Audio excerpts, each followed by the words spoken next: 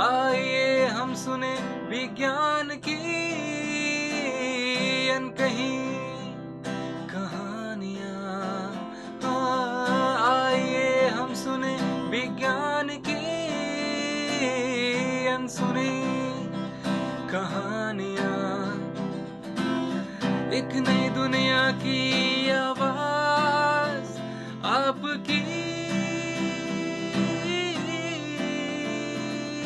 आवाज़, विज्ञान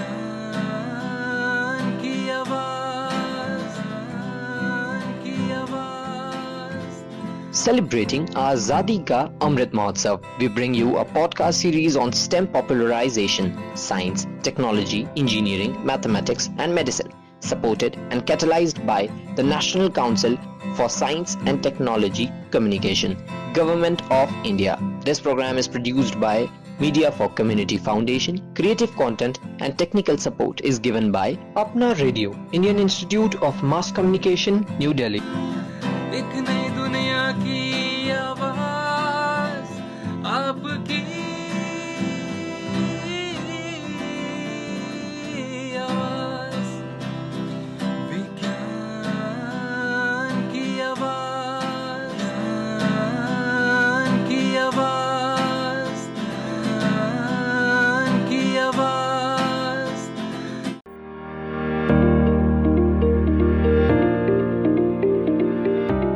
पैलियो ओशनग्राफी और पैलियो क्लाइमेट स्टडी के माध्यम से भारत को कई महत्वपूर्ण जानकारियां मिलती हैं और इनसे विभिन्न तरीकों से फायदा होता है।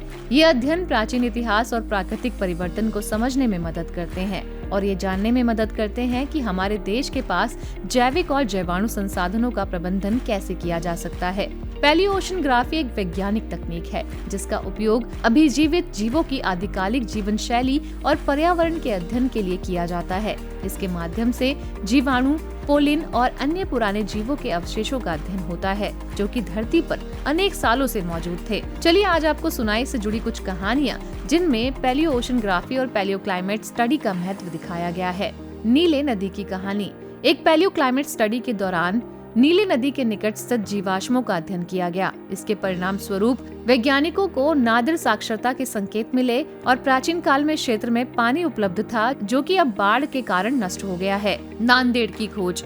एक पैलियो ओशनग्राफी अध्ययन के दौरान खुदाईकर्ताओं ने भारत के नांदेड़ शहर में प्राचीन मानव जीवाश्मों की खोज की। इसके परिणाम स्वरूप हमें नांदेड़ क्षेत्र के प्राचीन ऐतिहासिक और सांस्कृतिक महत्व को समझने में मदद मिली। मम्मोत की कहानी। पैलियो क्लाइमेट स्टडी के माध्यम से वैज्ञानिकों ने मम्मोत की विलीनता की कहानी का पता लगाया। इससे हमें पुराने समय में बड़े जीवों के आबादी में कितने बड़े बदलाव के बारे में जानकारी मिली। हड़प्पा सभ्यता का अध्ययन। पैलियो ओशनग्राफी के माध्यम से हड़प्पा संस्कृति के समय की जीवाश्मों का अध्ययन किया जा सकता है। इससे हमें सभ्यता के लोगों के जीवन और पर्यावरण के बारे में जानकारी मिलती है जो हमारे इतिहास के लिए काफी महत्वपूर्ण है। ये कहानियां दर्शाती हैं कि पैलियो ओशनग्राफी और पैलियो क्लाइमेट स्टडी कैसे हमारे इतिहास और पर्यावरण के बारे में हमें विशेष जानकारी प्रदान करते हैं और हमारी प्राचीन धरोहरों को समझने में मदद करते हैं। चलिए आज इसी विषय पर ज्यादा जानकारी लेने के लिए हम मिलेंगे बीरबल साहनी पुराविज्ञान संस्थान में साइंटिस्ट ई के पद पर कार्य कर रहे डॉक्टर पवन गोविल से।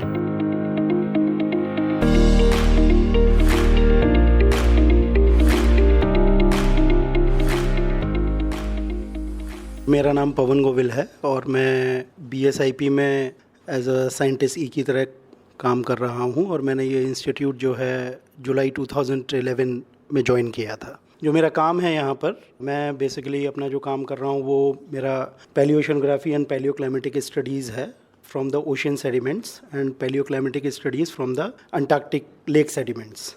तो मेरा 2 जगह का काम है जिसमें मैं ओशियन और अंटार्कटिक लेक्स पे काम करता हूँ। उसमें जब हम बात करते हैं अपने यहाँ पे मानसून वेरिएशन की, उस तरीके का मेरा काम है जिसमें हम लोग अपना सी सरफेस टेम्परेचर और उसमें होने वाले PCO2 कंसंट्रेशन का हम यहाँ पर उनका काम करते हैं। तो उस काम को करने के लिए हम लोग जो प्रॉक्सी यूज़ करते हैं, जिसे हम कह सकते हैं टूल, इनडायरेक्ट टूल, जो कि हमें जब हम मैरीन सेडिमेंट कोर लेते हैं तो वो हमें वर्टिकल कॉलम में जो कोर हम लेते हैं उसमें से हम लोग जो वहाँ पे डिपॉजिट होता है टाइम टू टाइम, हज़ारों सालों में, लाखों सालों में, तो वो जब हम अपनी कोर को लेके आते हैं लैब में, तो उसमें से मेरा जो काम है वो मैं काम करता हूँ माइक्रो ऑर्गेनिज्म है, calcium carbonate made up of calcium carbonate का बना हुआ है, उनको हम बोलते हैं फोरामिनीफेरा।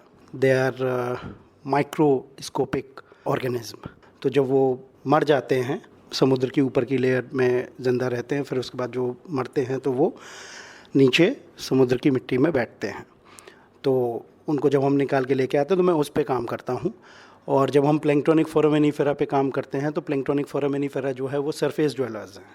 तो सरफेस ड्वेलर्स हैं, तो जिस समय पे वो ज़िंदा रहे, जिस समय पे उनकी लाइफ थी उसमें ओशन में, वो एक तो बहुत ही कम समय के लिए है, और वो जिस समय भी ओशन में हैं उस समय का जो भी ओशन का टेम्परेचर है, उसका जो भी ओशियन एटमॉस्फेयर लैंड इंटरेक्शन के हिसाब से उस समय का जो भी उसका टेम्परेचर है, उसको वो अपने अंदर सिग्नेचर उसके आ जाते हैं और वो उसके साथ डाई डाउन हो जाते हैं। जो हमारा काम है उसमें सबसे ज़रूरी दो चीज़ें होती हैं जो हम डेटा सेट यहाँ पे प्रिपेयर करते हैं। उसमें दो चीज़ बहुत ज़्यादा ज़रूरी होती है। एक तो होता है क्वांटिटेटिव रिसर्च और एक होता है क्वालिटेटिव रिसर्च। तो क्वालिटेटिव रिसर्च जो हम कर रहे हैं वो काफ़ी हाई इंटरनेशनल प्रोटोकॉल को यूज़ करते हुए जिस तरह से हम अपने सैंपल्स का काम करते हैं।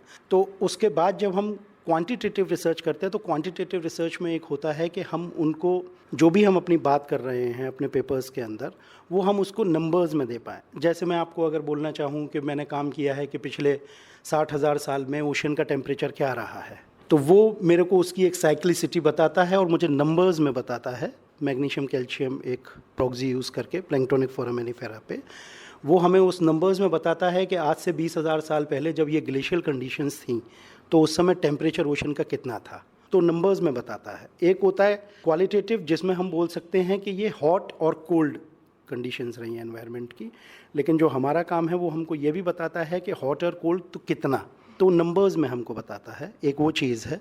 इस इंस्टीट्यूट में क्योंकि पैलियो के ऊपर सारा काम होता है, पास्ट ओशनोग्राफिक कंडीशन पे और पास्ट एनवायरमेंटल कंडीशन पे, तो जब हम इस तरीके का काम कुछ भी करते हैं, तो जब हम इस तरीके का डेटा निकालते हैं, हाई रेजोल्यूशन डेटा सेट जब निकलता है, तो उस डेटा सेट को बाद में मॉडलिंग के लिए बहुत अच्छा तरह से यूज़ कर सकते हैं और वो हमारे आने वाले समय के लिए फ्यूचर प्रेडिक्शंस के लिए बहुत इंपॉर्टेंट होता है। वो डेटा जब इंपॉर्टेंट होगा जब आप उसको नंबर्स में देंगे, क्वांटिटेटिव नंबर्स में देंगे, तो मुझे ऐसा लगता है कि वो उसके लिए बहुत इंपॉर्टेंट है। जो अभी बोला हूँ, मैं शुरू से वही काम कर रहा हूँ जब से मैंने रिसर्च में ज्वाइन किया है। मेरी अपनी रिसर्च शुरुआत जो है वो national institute of oceanography दोनापोला Goa से है। मैं वहाँ पे PhD स्टूडेंट था। उसके बाद फिर मैंने national centre for Antarctic and ocean research में काम किया, जिस पे मैंने अंटार्कटिका के ऊपर काम किया, वहाँ के लेक सेडिमेंट्स के ऊपर, वहाँ के पैलियो एनवायरनमेंट को समझने के लिए। और उसके बाद मैं यहाँ पर BSIP में आया हूँ। तो मेरा ये जो काम है प्रेजेंट में, तो मैं अभी यही काम कर रहा हूँ। और उसके बाद जो मेरा फ्यूचर जो मैं देख पाता हूँ वो ये है कि ओशन एसिडिफिकेशन के ऊपर मेरा फ्यूचर में काम काफ़ी बढ़ने वाला है, जिसमें हम लोग इसी प्लैंक्टोनिक फोरामिनीफेरा स्पीशीज़ के थ्रू, हम लोग उन्हीं मशीनों के थ्रू हम ये जानने की कोशिश करेंगे कि हमारे पिछले 10,000 साल, 2,000 साल या 20,000 साल या 1,00,000 साल में हमारा जो इंडियन ओशन है उसके अंदर CO2 के वेरिएशन क्या हैं। ये जो डेटा सेट होते हैं ये बहुत इंपॉर्टेंट होते हैं हमारे IPCC की रिपोर्ट्स के लिए, inter government panel climate change की जो रिपोर्ट्स होती हैं हर साल की या हर 2 साल में, उसके लिए ये बहुत इंपॉर्टेंट होता है, जिसमें हम बता पाएँ कि हमारा इंडियन ओशन की जो मैकेनिज़्म है all with the global ocean, वो किस तरह से काम कर रही है और कहाँ पर CO2 जो है वो एक सिंक की तरह काम कर रहा है। ओशन एक CO2 को सिंक की तरह काम कर रहा है और कहाँ उसको सोर्स की तरह काम कर रहा है। जब भी ओशियन सोर्स की तरह काम करेगा वो हमारे एटमॉस्फेयर के टेम्परेचर को बढ़ाएगा, जिसकी वजह से फिर हम लोग बात करते हैं ग्रीन हाउस वार्मिंग की। ओशनोग्राफी और पैलियो ओशनोग्राफी और पैलियो एनवायरमेंटल, पैलियो क्लाइमेटोलॉजी का जो काम है उसमें इस समय तो ग्लोब में सभी कंट्रीज़ काम कर रही हैं। इसमें अभी तक ऐसी कोई रैंकिंग तो बनी नहीं है, लेकिन मैं इतना ज़रूर समझता हूँ कि इस समय जो पूरे ऑल ओवर इंडिया में जो पैलियो ओशनोग्राफी के ऊपर काम हो रहा है वो वाकई बहुत अच्छा है। हमारे इंडियन ओशन से इस समय जो काम हो रहा है, जो भी साइंटिस्ट काम कर रहे हैं, वो वाकई बहुत ही अच्छा काम कर रहे हैं और मुझे पूरी आशा है कि हमारा ये जो स्तर बना हुआ है ग्लोबल लेवल पे, वो और आगे बढ़ेगा ही बढ़ेगा। भारतीय उद्योग के बारे में मेरा कहने का जो एक पर्पज़ हो सकता है, जैसे मैंने फ्यूचर अपने प्लान के बारे में बताया, वो हम तभी कर सकते हैं जब हम आपको ये बता पाएँ कि CO2 का लेवल कितना चल रहा है और किस चीज़ की वजह से उसको मिटिगेट किया जाए। तो वो फिर बाद में पॉलिसीज़ के ऊपर डिपेंड करता है कि हम उन जो CO2 लेवल राइज है उसको किस तरह से कम कर सकते हैं। उसी में हमारी IPCC की जो भी रिपोर्ट्स होती हैं वो इसीलिए होती हैं ग्लोबल लेवल पे कि फिर उसके बाद उसको पढ़ के, उसको समझ के फिर आप आगे की पॉलिसी बना पाएँ। मेरे रिसर्च पेपर हमेशा इंटरनेशनल, नेशनल लेवल पे काफ़ी जगह पे पब्लिश हुए हैं। अभी मेरा रिसेंटली एक पेपर है जिसमें मैंने मैं वही बता रहा था कि जिसमें मैंने टेम्परेचर और PCO2 का अध्ययन करके अभी वो नेचर साइंटिफिक रिपोर्ट्स में भी पिछले साल ही छपा है।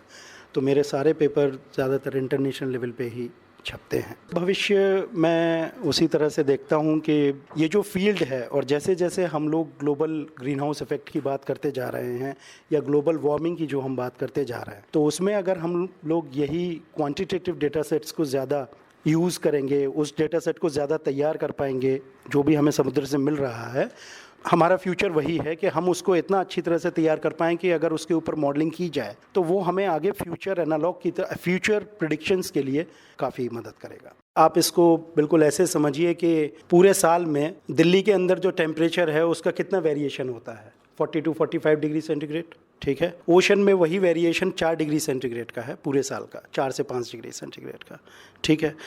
ओशन जो है वो हमारे मानसून से लेके, प्रेसिपिटेशन से लेके, ड्राइनेस से लेके, वो हर चीज़ से बहुत रिलेट करता है। ये सब ओशन की ही वजह से होता है, जो हमारे सीजनल चेंजेस हैं। तो इन सब चीज़ों को पढ़ने के लिए हमारा जैसे है इंडियन ओशन डाइपोल मूवमेंट, ठीक है, वो होता है हमारे इक्वेटर से। इंडियन ओशन का जो इक्वेटर है उस पर western side and eastern side के टेम्परेचर एनोमली की वजह से जो एक सर्कुलेशन पैदा होता है, उसकी वजह से हमें पता पड़ता है कि हमारा अब का जो मानसून है वो अच्छा होगा या वो ड्राई कंडीशंस की तरफ चला जाएगा, यानी प्रेसिपिटेशन अच्छा होगा या ड्राई कंडीशन की तरफ चला जाएगा। इसे और अगर भाषा में समझें तो हम ऐसा करते हैं कि पॉजिटिव IOD अगर होगा सिग्नेचर तो वो हमको ज़्यादा प्रेसिपिटेशन दिखाएगा इंडियन सब कॉन्टिनेंट में, और अगर हमारा वो नेगेटिव IOD हुआ तो वो हमको बहुत ही कम प्रेसिपिटेशन दिखाएगा। तो ये जो चीज़ें हैं, और मैं अभी भी उसी पे भी काम कर रहा हूँ, मेरे IOD पे वही काम चल रहा है मेरा। तो मैं उस पे जो आपको बताया, तो उसी तरीके का डेटा सेट जब हम लोग निकालते हैं तो हमें पता पड़ता है कि पूर्ववर्ती समय में किस किस समय पे हमारा पॉजिटिव, नेगेटिव और न्यूट्रल IOD रहा है। तो ये बहुत इंपॉर्टेंट काम मैं अपने आप का समझता हूँ कि वो होना चाहिए और हम इसे फ्यूचर में ज़रूर कंप्लीट कर पाएंगे।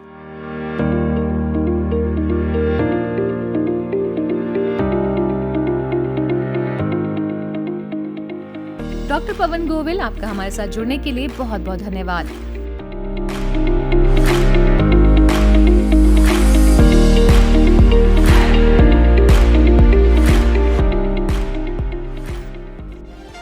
Thank you for being with us. Stay tuned for more.